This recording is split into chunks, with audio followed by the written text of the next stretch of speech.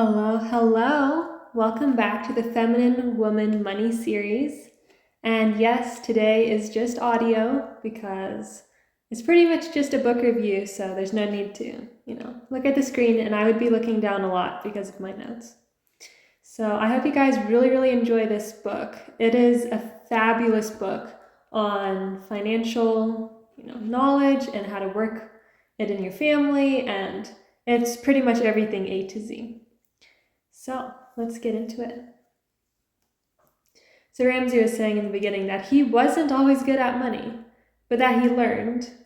And then once he learned, then he was and got good at it, then he was sharing it with other people.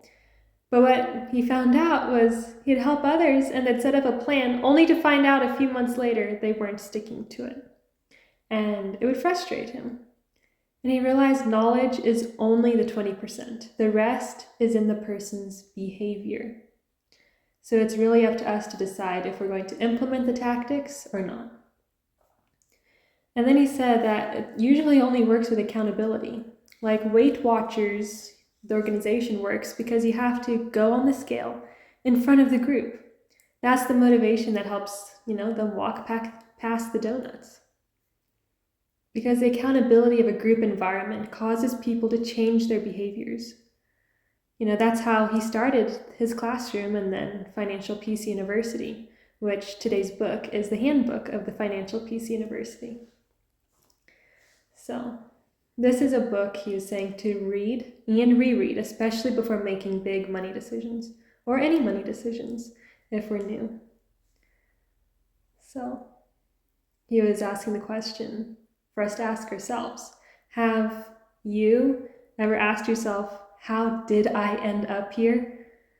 And he was saying that I did too after, losing everything. And if you guys know his story, it was pretty rough, But it just goes to show that no matter how far bad off you think you are, you can always fix it. So I find that super inspiring. So he's saying your roadmap for success, his baby steps. So number 1, have a $1,000 emergency fund. Number 2, pay off all your debt using the debt snowball. Number 3, put 3 to 6 months worth of expenses in an emergency fund in your savings. Number 4, invest 15% of your income into a Roth IRA or a pre-tax retirement plan. Number 5, the college funding for kids if it's important to you. Number 6, pay off your home early. Number 7, build wealth, have fun, and give. Because that's the main point all of this is about.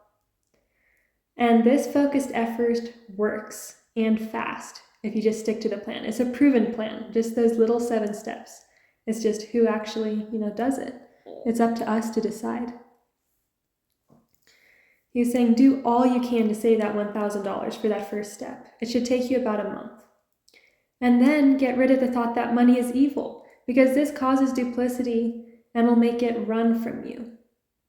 Because just think, if someone, was hated, your kind, and hated everything about you and had like this really wishy-washy relationship with you, you would be like running in the opposite direction if you're a healthy person, right? So it's the same thing with money. Think of money like a brick. It's neither good nor bad. It's just a tool that we have to use because we live on this earth. And there's nothing wrong with it. And besides, money is only an amplifier of who we really are. If we are a giving person, a loving person, money just gives us the ability to do it even more, like Mother Teresa. She was able to do it on such a large scale because of money. She even said that it takes a checkbook to change the world. And if you are bad and a mean person, more money will just amplify that, and people will see you as this like really stingy person. So it's not money that is the problem, it is the person. So, there's evil rich people and there's evil poor people. There's lovely rich people and there's lovely poor people, It goes both ways. It's not the money, it's the person. So, anyhow, just wanted to get that out of the way, and if you want to dive deeper into this, I do have a little money course or a money module in my course that's in the resources down below. That completely changed my relationship with money because I definitely used to think that money was not spiritual at all. So He's saying that for the emergency fund, that $1,000 that you're saving, it's for emergencies, necessities, not doodads like, I need this new leather couch. That's not an emergency. So, or an emergency is not, oh, the kids are crying in the back, we have to do McDonald's. That's not an emergency. They can have bread and butter at home. So, just making that clear. And then he was saying that we'll do step number 2 in a minute, but step number 3, which is save up for the longer term, because you never know what's going to happen in life. Jobs are not secure, and you can be fired anytime or be in an accident. And I will say this, women feel so much safer with this money saved up. So it's a great gift for your wife, if you have one, or if you're going to have one, because it'll make her relax, because women crave security. So keep this in your savings that you do not touch. And then save for purchases, pay cash, no more putting things on credit, because it rips you off, first of all. And, because the interest rates are just crazy. You end up paying for the thing like 3 times, a lot of the time, or more. And discipline is key. This can feel like it hurts if you're used to just getting and buying whatever you want at the drop of a hat. And so it does require some sacrifice in that sense. But if you will choose to live like no one else right now, you will be able to live like nobody else. So, $100 saved each month from the age you're 25 to 65 at the average stock market value of 12% growth a year becomes $1.1 million. That's pizza and cable money every month for most people. Sure, it's simple. Is it easy?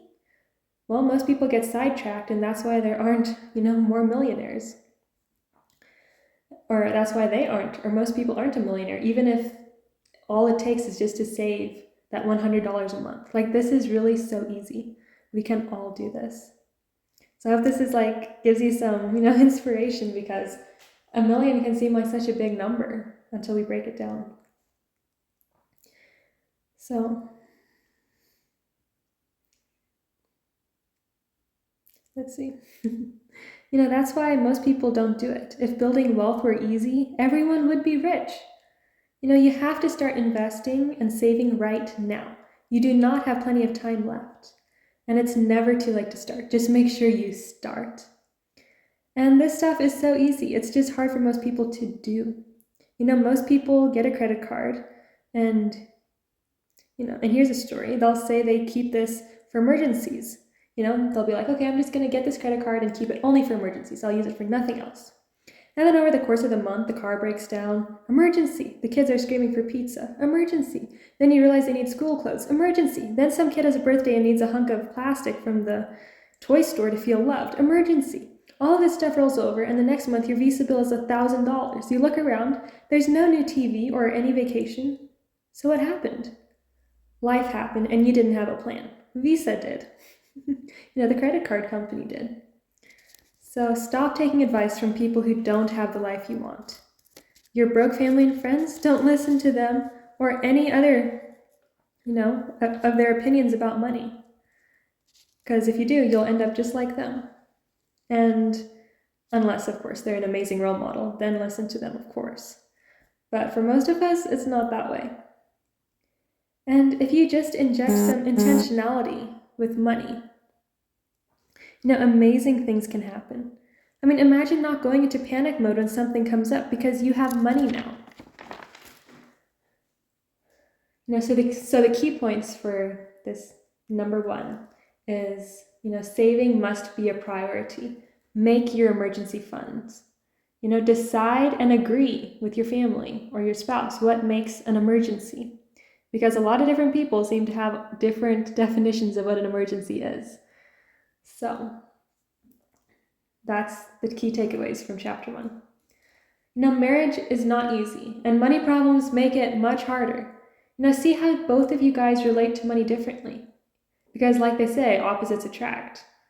So if you can agree on these 4 issues, you have, he was saying, that you have a much higher probability of a successful marriage. If you just agree on religion, a shared faith. Number 2, in-laws. Number 3, for in-laws, your boundaries with them, their influence, etc.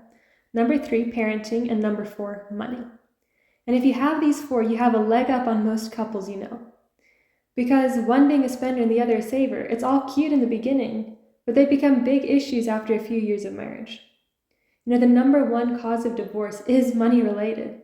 So if it's that powerful getting this, if it's that powerful, just getting that one thing down will make the biggest impact on your marriage.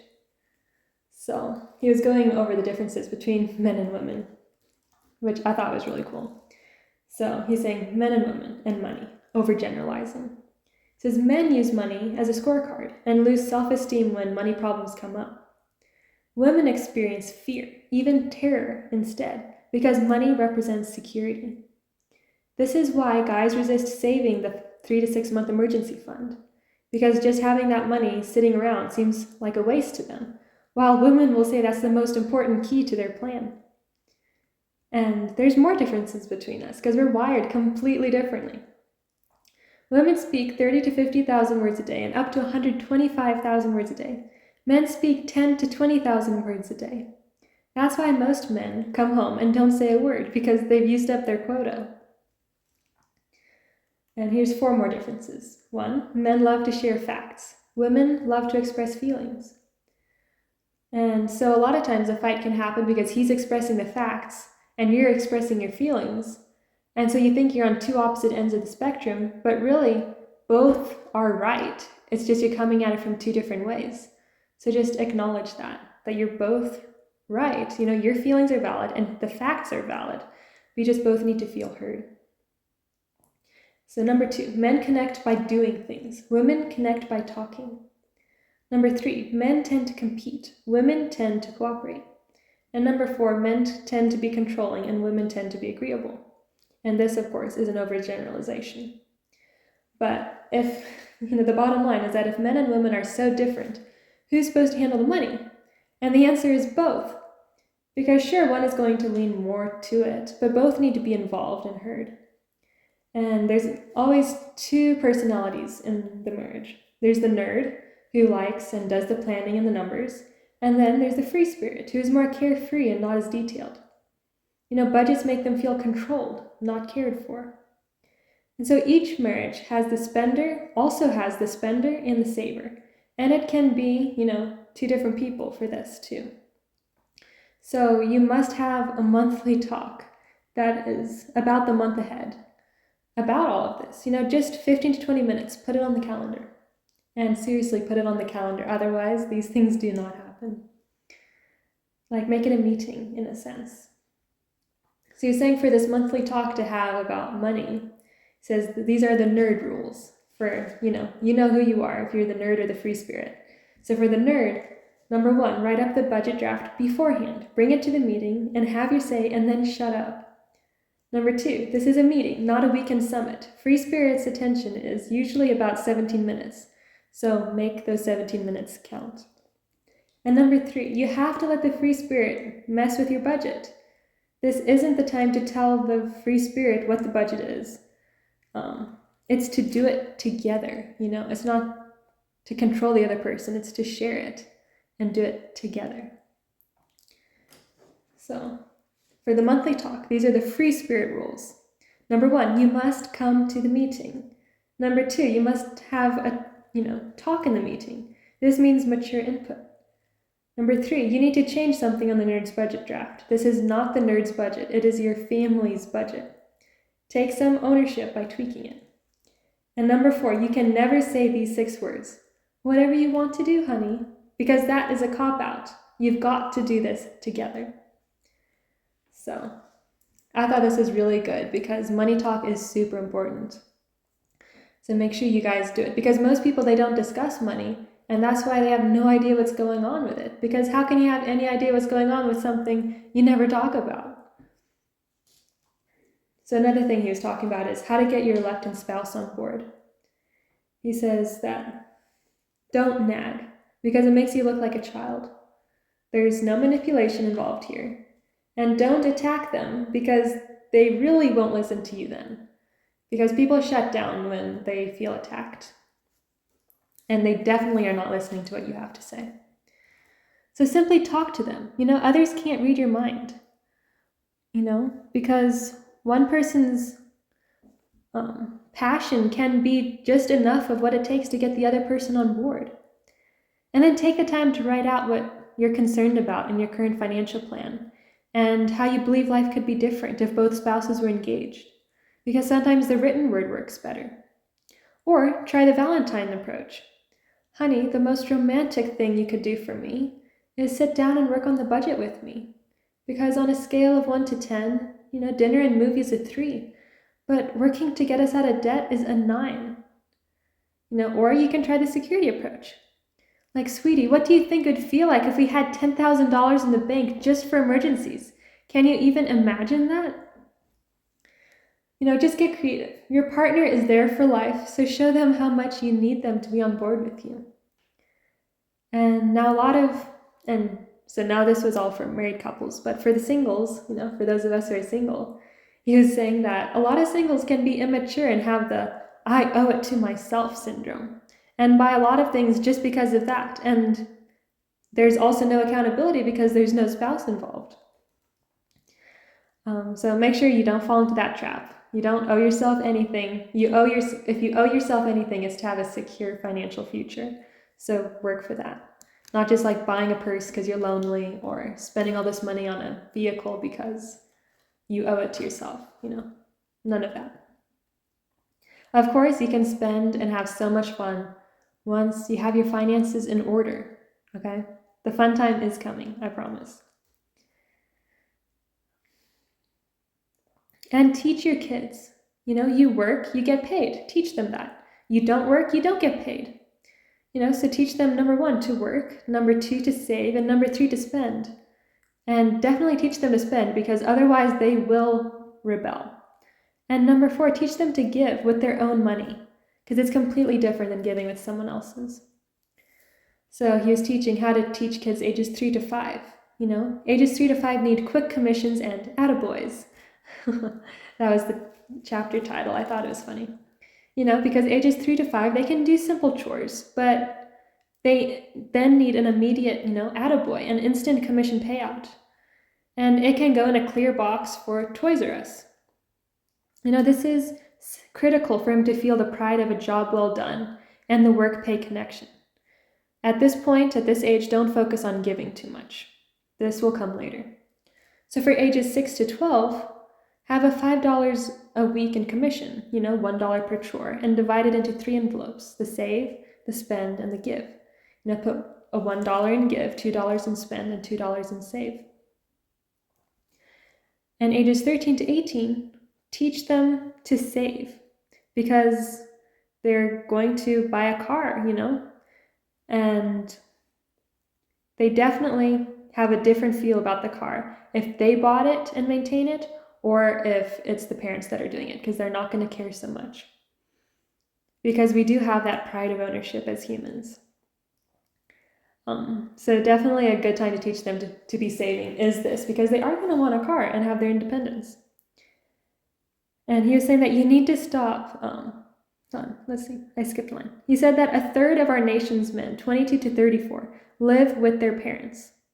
You need to stop paying for everything and giving them free maid service, because otherwise they're never going to be independent, and it's up to you. So anyhow, I thought the part on teaching kids was really good. And some other things he was saying was other people's lives are not your responsibility. You don't need to give to any of them or help them out. Don't let them guilt you. Think, will this actually help them, or am I giving a drink to a drunk? And that's usually what most people are doing. Another point he was saying was use envelopes for groceries and shopping. Actual dollars, with cash. Because if your partner tends to overspend, this is an easy fix, because once the envelope is empty at the grocery store, they can't buy anymore. It's not like a credit card where you can rack up tens of thousands worth of debt. So that was a really good point. And then he was saying that National Payroll Week's 2008 Getting Paid in America survey found that 70% of Americans would have a different would have a different, I can't read the word I wrote, but they'd have different current financial obligations if their next paycheck was delayed by only 1 week. That means if you count 10 homes on your street, 7 families are living on a razor blade's edge from economic disaster. The problem? Overspending and too much debt. So that just means if they missed 1 paycheck, their whole economic situation is going to come crashing down. So we don't want that for you. And then he was saying the steps out of debt. Number 1, quit borrowing more money. Cut up your credit card if you have trouble keeping it under control. And number 2, you must save. And number 3, prayer works. And then he was saying number 4, sell things, clear out your house and garage, and do it for other people. It's easy money. I mean, I do this, and you can sell the things on Facebook Marketplace and just write a good description, have good pictures, and most people don't, so you will stand out. And it's a really good way to make money. And then he was saying number 5, get to work. That's how you get steps out of debt. Because debt is not a tool to create prosperity. And another thing he was saying was bill collectors are not your friend. They'll lie and do anything to get paid. Do not give them access to your bank account number. And always have your settlements in writing before you pay. And then he was saying that there's these 4 market techniques to guard against, that the market uses to get you to buy and usually gets you in debt. So be aware of these 4 things. Number 1, salespeople that want you to buy. Number 2, financing. They want you to only see how little down you have to pay, not how much you'll end up paying. And number 3, media advertisement, because the same radio ad will get stuck in your head and you'll end up wanting to buy it. And, because think of the red-faced kid saying, I want it, I want it, I want it, Be mature and don't do that. We're adults now. Whether it's a TV, the bass boat, the car, adults make sense. And they have a plan and they follow it. Now this doesn't mean you live a stingy life. It just means only buy what you can afford. So then he was saying there's these 5 guidelines that will guarantee a wise buying decision. Number 1, wait overnight. Number 2, consider your motives, because no amount of stuff will fulfill you. Number 3, don't buy what you can't understand. Like an example, you don't need a NASA computer for just doing the regular things online. Number 4, consider opportunity cost, which is if I spend the money on this, it's taking money away from my savings and my eventual financial plan. Is it worth it? And number 5, talk to your spouse. Do these things before you make a financial decision. And then he was saying another point that was super good in the book. So he's saying a man must take care of his family and have it set up for if something happens to him, like having term life insurance and having things in order. So he's saying insurance basics you must have. Number 1, homeowners or renters insurance. The bigger the deductible, the lower the premium. So he's saying $1,000 is good for the deductible. And then number 2, auto insurance. Have liability and collision and take at least $500,000 in liability. Number 3, health. Do not limit the maximum pay. Do not put a cap on what the insurance company pays, because if someone gets cancer or any of those things, the bills are going to be outrageous and can completely ruin you. So that's why do not put a cap on what the insurance pays. Number 4, disability. Stay away from short-term ones that cover less than 5 years. Number 5, long-term care if you're 60 plus. Number 6, identity theft insurance, because 1 in 3 people have this happen and it's nasty. So you're saying you need this. Check out reviews for the companies and pick one. And then he said, and don't fall for just basic credit reporting, because that's garbage. And then number 7, life insurance. Get term, because cash value insurance is worthless. And then he was saying that umbrella policies are really good, because if someone sues for $1 million, your policy is only $500,000. You have to pay that, but the umbrella saves you. So umbrella policies are really good. And then for life insurance, he was saying you need to get coverage equal to 10 times your income. and stay-at-home moms need it too, because think of all the things she does around the house. Because otherwise, dad would have to pay for a Mary Poppins service, or at least pricey childcare and cooks, or restaurant bills, and like all the things, cleaners, etc., and on it goes. And then he was saying another point, this is really good, that if you were to die today, would your spouse or others know where all your important papers, like insurance, bank account info, computer passwords, and final instructions are? You'll need to have this neatly organized, and your husband too. It outlines, he was saying that what his does is it outlines where our life insurance plans are, where all our retirement and bank accounts are, what all our account passwords are, and it has a contact list of our tax attorney and lawyer, accountant, insurance agents, etc., and a copy of the will and the financial instructions. And then he was saying you need a will. 70% of Americans die without one, and it is a complete disaster, because then the government is deciding how to divide your stuff, and you have no say. And then he was giving some practical tips for life. He's saying always ask for a discount, always negotiate. A sticker is only a starting price. And this is something that I haven't really realized. I mean, when we go to, other countries, this is definitely the thing where you have to negotiate and haggle. And I just never realized that you can do this in America too. Always ask for a discount. There's no shame in that. I mean, I would always feel ashamed of that, and I'm still getting over it. But it's your money, after all. A sticker is only a starting price. So do this at the doctor, the store, the landscaper. And he's saying use walkaway power, and shut up. Don't talk too much. If they say the price is $5,000, just look at them. Silence. See what happens. Or say that's not good enough. And use the power of cash too, because a lot of times you'll get discounts if you pay with cash. Or do something like an if I statement. If I take the house, you cover the closing costs. And stop taking everything so seriously. Enjoy the process. Money is a game. It's something we get to have fun with and learn. And another practical advice he was saying was when going for a job, they hire because they need, a certain activity met, not because you need a job. So see what they need and how you can add value to them. Research them. Hang out there a bit. Businesses love people who are proactive and know about them and want to work for them. And resumes are pretty useless. So go in person, talk to the one in charge, and, take initiative. Because that will open so many doors for you. And then he's saying, don't do your whole life in a job you hate. When you are at work, work hard, and when you're at play, play hard. Be alive in it all. Another piece of advice he gave was, get title insurance when you buy a house and a land survey. And when buying a place, remember, number 1, location is key.